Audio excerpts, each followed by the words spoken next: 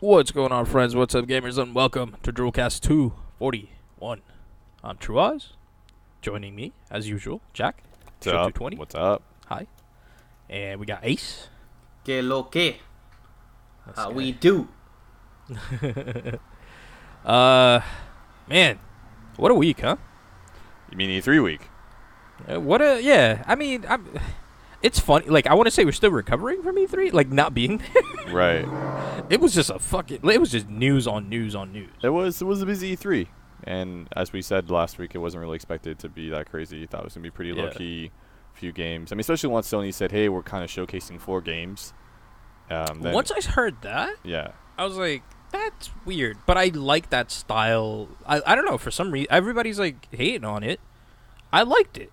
I'm not hating on it. I just don't think they needed to showcase those 4 games.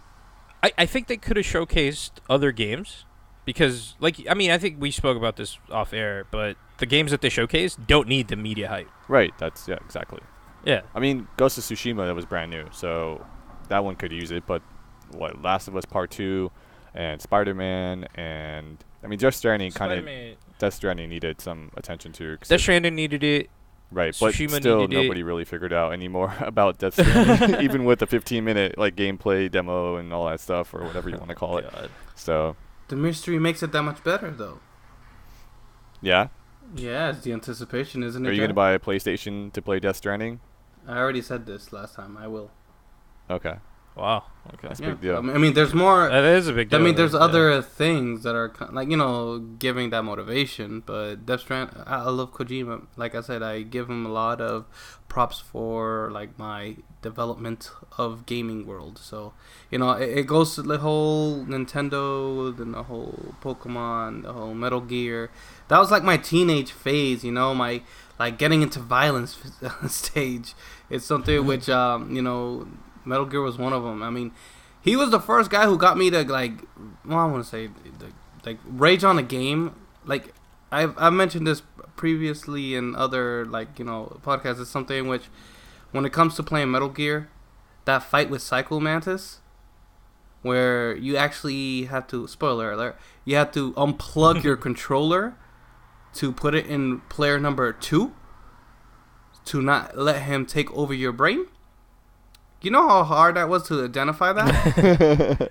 That's clever as fuck. It is a I'm really not cool gonna idea. lie. But what if But- this game sucks? Like, not everybody who is a great whatever, like if you're a great video game designer or a great director or a great songwriter, it doesn't mean that everything you make is going to be good. What if this game? So is you're not saying good? Shout out Lawbreakers. Kanye? I mean, there's plenty of examples, right, of that being the case. So what if No this, disrespect. I fucking love Cliffy. right? I mean, yeah, no disrespect to anybody. I mean, I watched Yeah. Jurassic Park: The Lost World, so that's Jurassic Park 2, and Spielberg directed that, and I thought it was abysmal. I'm like, how did Spielberg ever have anything to do approve with this movie? or put his Yeah, name and on I it, was like, yeah. this is like, I wanted to turn it off. So I mean, everyone has something that doesn't work out that well. So I why, got you. No, No, so I mean, wouldn't you want to wait a little bit more to see really what the game's about? Because it might be Walking Simulator 2019 or 2020. It did look like a lot of walking. I just have a feeling it's going to be a really long game. Like, Because you're and there's walking nothing wrong for with that. 15 of the 20 hours of the That's game. fine, but as Okay. long as you're discovering stuff within that time. I mean, fuck, I sat through 3 movies of walking, and they're all called Lord of the Rings. As a matter of fact, I probably sat through 6 of them if you include the Hobbit series. Oh my God. It's the same fucking premise. I haven't watched I mean, any of come on, those. let's be real. I mean, they're walking, and then they fucking throw a ring. Like, that's the movie. Sounds terrible. I mean, I don't know why they would focus so much on that. I think they're just still trying to like hide a lot of it.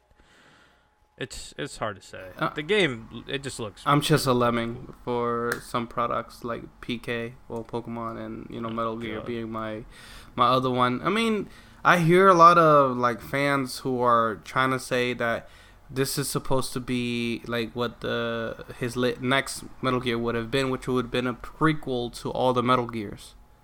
So there's a lot of hidden Easter eggs in this, and that's kind of what interests me more than anything.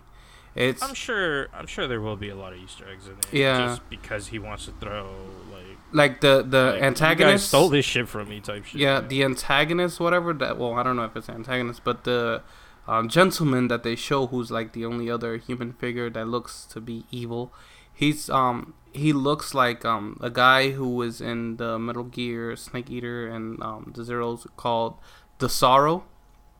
And he seems to be like very impactful to the beginning. That's what I'm saying. They have a lot of like character parallels that they are kind of drawing sort of from like the Metal Gear series, that everybody's like, oh, okay, so this is kind of like to give you a parallel of what he had in mind to, like, you know, the whole dimensions. Like, you can see how some things even with their latest game are kind of there. The whole, like, I want to say zombies, but the, like, you know, the whole like disfigured stuff with the latest Metal Gear game. Yeah. So I'm just saying, like, there's some stuff that you could kind of say, oh, okay, if you mix that with what they're kind of putting together there, I see the similarities. But overall, I mean, I'm just interested what the hell that game is all about, because it's so random. Everybody is, man. So is everybody else. The baby. The baby.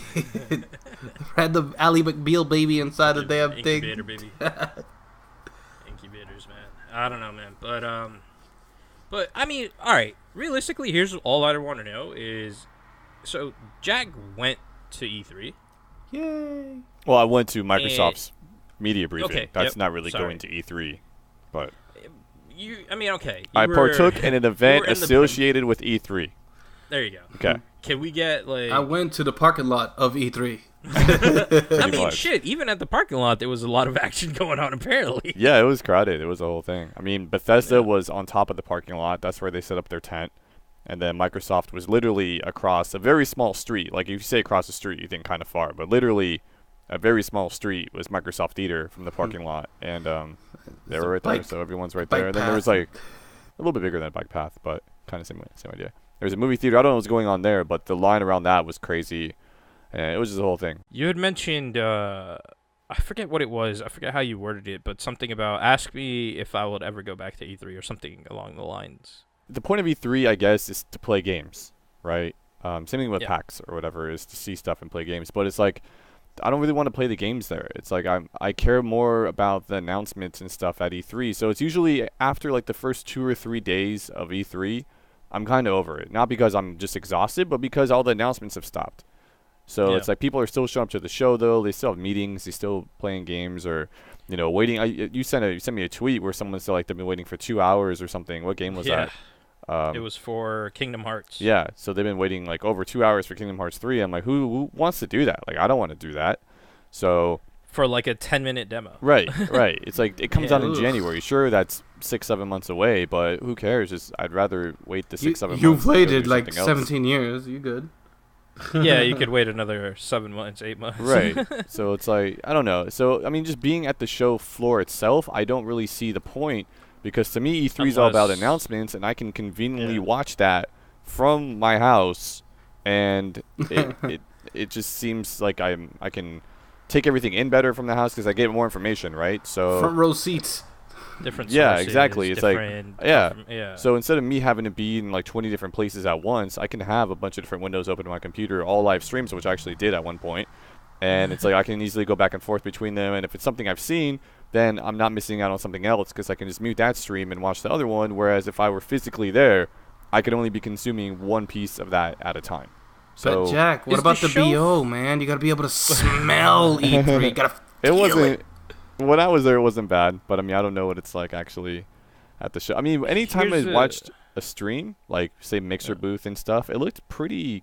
Didn't look crowded. Is the show floor open during the conferences?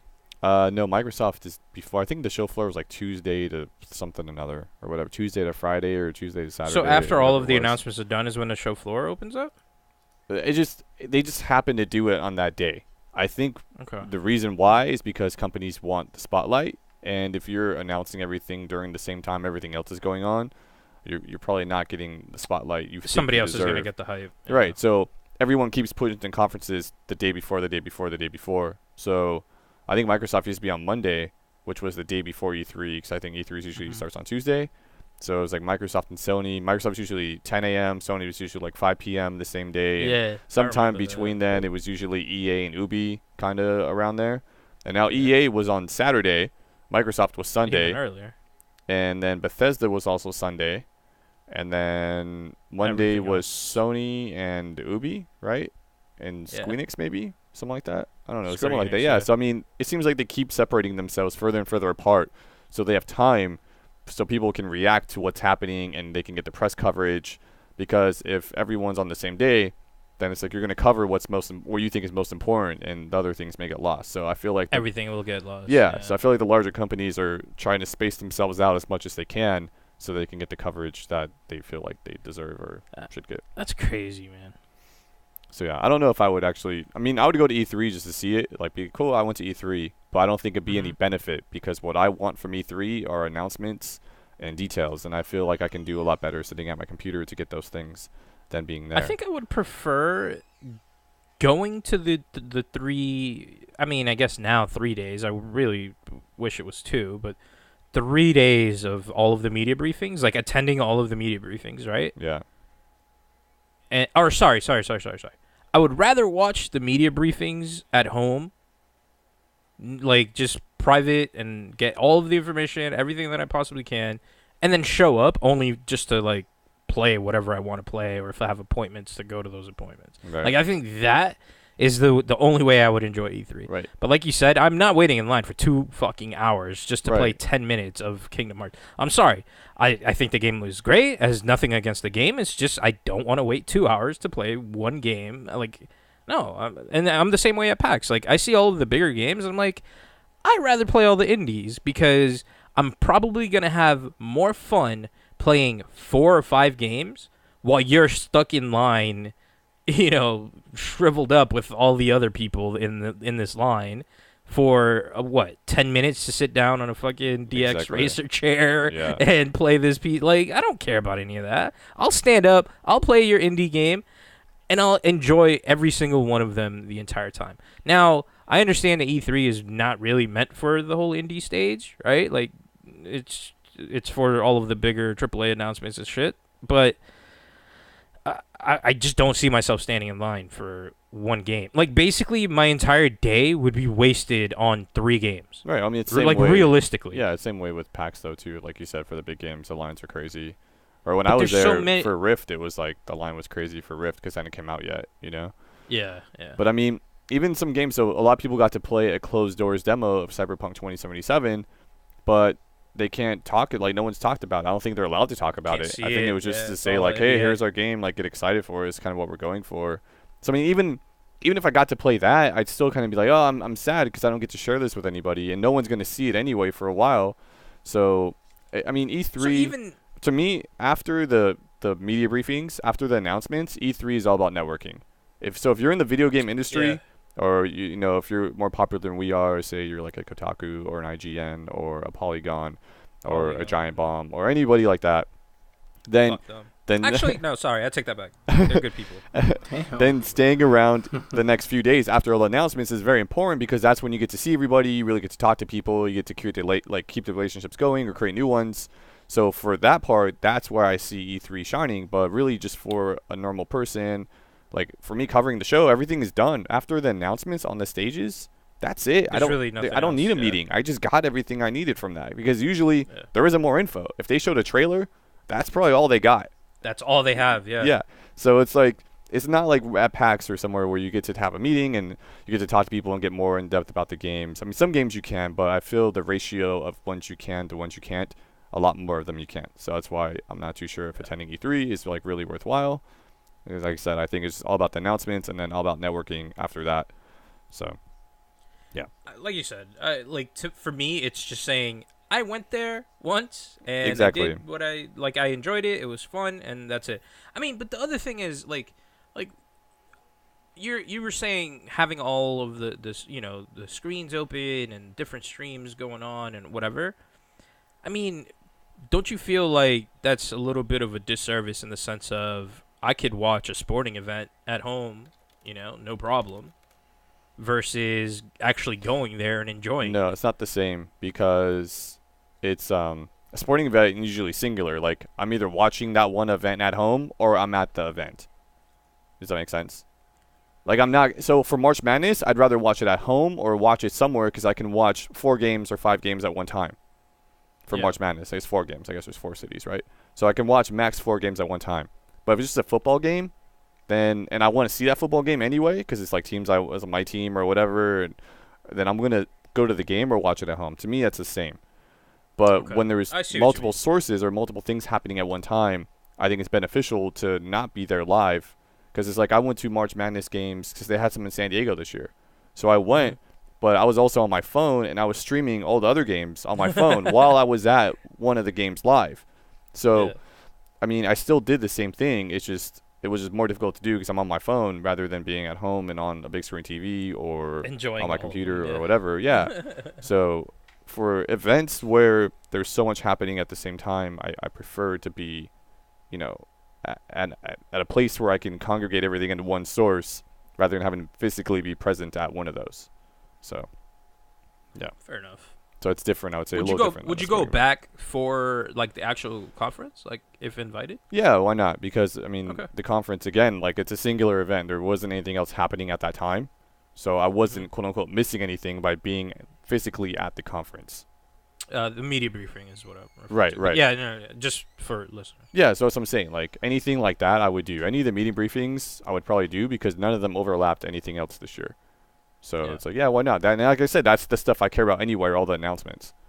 It only got crazy. That was awesome. I think day one it got crazy when PC Showcase was on and Inside Xbox was on, and then Inside Xbox, which I think we're going to talk about a couple of games they had on there, decided to, like, premiere 2 different games that they didn't premiere at the briefing. At the same time. Yeah, and then we started recording the show at the same time, so I had, like, all this stuff open, and I'm trying to do notes and all this. It was nuts. It was a whole thing. So yeah, the whole Inside Xbox thing, like, they're trying to, like, push that a little more because they're, like, showing off a bunch of shit on there too that wasn't part of, like, the actual media briefing. So I don't know, man. Funny seeing their count rise up from, like, oh, we have this much games we're gonna show. Oh wait, we have this much games we're gonna show. Exactly. Bro, dude, it was insane. The first game they showed on Inside Xbox is called Vigor. But I always want to say, did you see that? I always want to say Vigor though, because Vigo in Ghostbusters, you know, I am Vigo. Like that's how it's said. So I always want to say Vigor. Just add it, or I don't know. That's stupid, but that's how I want to say it every single time. I don't want to say Vigor. I want to say Vigor. And then, anyways, it's gonna be in game preview summer 2018 on Xbox One. I'm not sure what other platforms it's gonna be on. I didn't actually look that up, but it's from the developers of DayZ, and basically, like all that stuff, right? Arma and all that stuff. I don't know. Did they do that too? I think so. Yeah. Arma 2. I don't know. I never paid that much attention to those games, but I'm looking. Anyways, I'm trying to look really quick. Arma series, yeah, they're on there. Okay, cool. This game is kind of interesting. Right. Did you? So Juan watched it, right? Oz, did you see it or see a part of it? Yeah, or? I saw some of it. Yeah. Okay. I did it particularly safe while driving. It was great. That's really good. Be careful with that. I'll just give a brief overview, then we can get into what we all thought.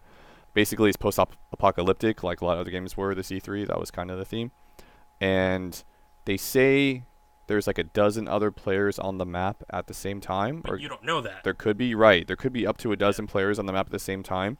But you don't know who's on the map or where they're at or anything like that unless you hear something happening or you run into them.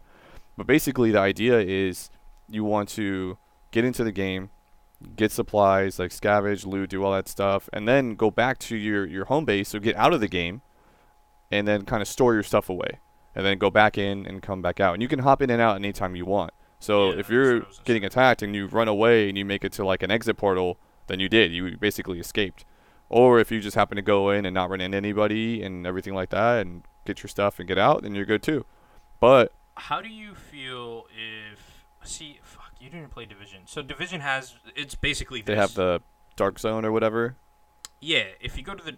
But if you engage in combat, right, you have to go through a cooldown period before you can escape. Do you think this game will have something like that? I didn't see anything. Right. I didn't see anything like that either. There might be. Because I'd be pissed, man. If somebody's running away from me, right, and they're weak as fuck, like I shoot at them, they're weak as fuck, and they just go to a portal and they're gone, and I'm like, well, there goes that. Like, well, it seems like they said any time. That was the word that was utilized. Any time. Yeah. But I mean, think about it. Like, say portals really did exist in the real world, and there's no real cooldown period for me to go in a portal, right? I just kind of, if I'm getting shot at, I can run up to the portal and hit the button, and I'm gone, right?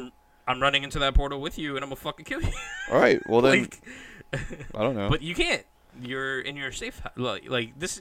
They're basically playing fucking like tag, like back in the day. Hiding go seek. Safe spot. Yeah. Yeah. Tag, I guess, too, safe spot. Yeah. You know. Yeah. Like that's what they're doing. You can't touch me. 5, 4, 3. Shit, I gotta go. Yeah. Well, you can't stay here. The thing I wish they kind of did is kind of what Metal Gear 5 did with the bases, though. That would have been cool, you know. I mean, it could be an add-on. Metal Gear. You could set up your own base. You could set up your own resource. You could have your own like members there with like certain rate. I mean, it goes a bit deep, but you could set up your personnel so that they react to like when they see a actual like stranger. They'll like sound the alarm, try to actually like like booby trap it. So that kind of sounds like what Fallout 76 is trying to do. Did you see anything about Fallout 76 or no? Just you guys just kind of hyphy about it, but in reality I didn't really get into too much of the details. But I mean, all these games are working like off of each other, so I respect it. But I'm just saying that's a way that they could have went about it. But never mind, because now you released the whole Fallout thing. Another game. We're crossing too many walls. Yeah, I don't know. It seems interesting, and being in game preview, every game except PUBG has a free 1-hour demo in game preview. So I'm guessing this one will have the same thing. So it may be worth trying out. Is this an exclusive? I'm gonna say no. I'm gonna say PC, Xbox, but I don't know. I didn't look up the platform list. So fair enough. Yeah. Oh, and you know what I'm very proud? No zombies. So you know what I'm really proud? No zombies. Oh. I mean, they talk. Oh, I mean, I saw what you just did there. I don't like that. Well, it's from the wrong. It went in the wrong file. It doesn't belong in there. Oh, okay. So, yeah. Fuck. What, it completely derailed me. It bothered me. Sorry. No, it's okay. Anyways, forget it. Okay. Vigor. Vigor. Like Vigor. Anyways, the other game is Outer Wilds I want to talk about from Inside Xbox.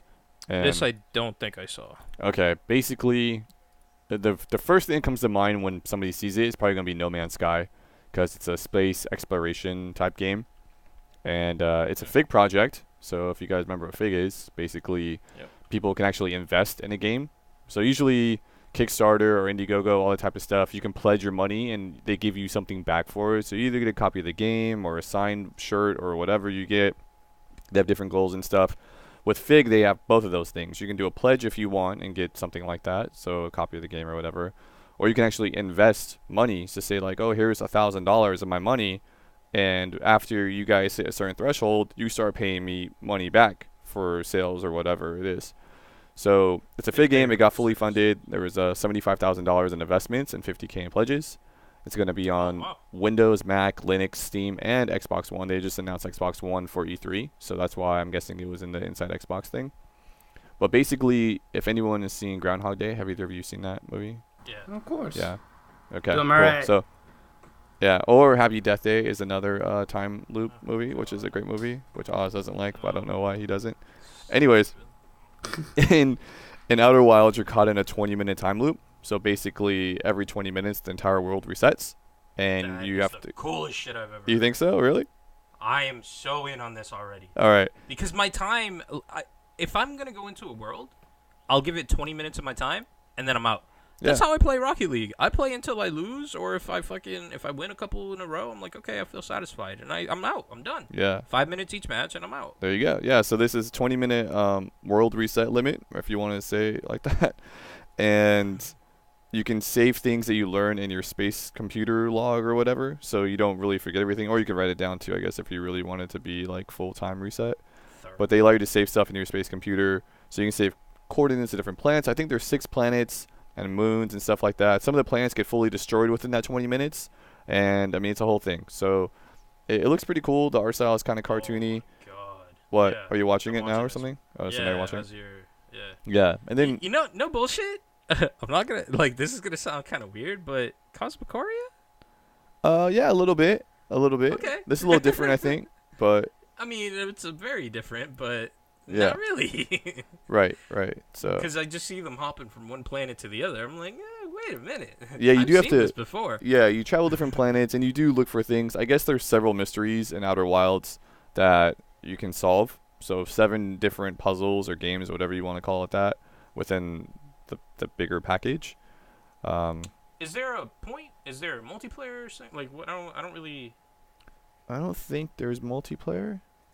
So it's just a single player experience where you're just trying to figure out as much as you can in 20 minutes before the world resets. World ends. Yeah.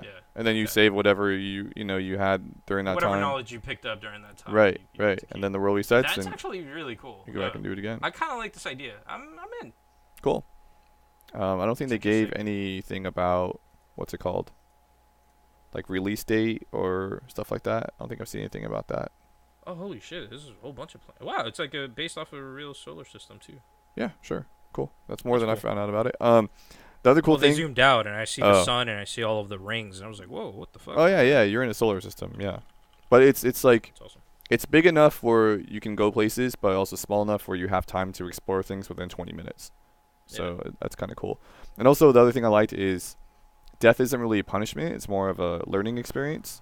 So it's like, oh, hey, like I know the world's going to end in 20 minutes. So it's like, maybe I'm going to just go try this, even though, because like for me, when I'm playing a game and if I know the game is long, I'm going to be very careful about what I do. I'll be like, oh, that looks kind of cool, but I don't want to go in there and lose everything I have or something like that. But if you always know that everything is gone in 20 minutes, then it's like, maybe I'm just going to jump off this planet, or maybe I'm going to get sucked up in this like sandstorm, or so I think that also encourages exploration in different ways that people may not have done otherwise, and they can also hide some stuff. Yeah, and they can hide like some ideas and things within those types of, I don't know what you want to call it.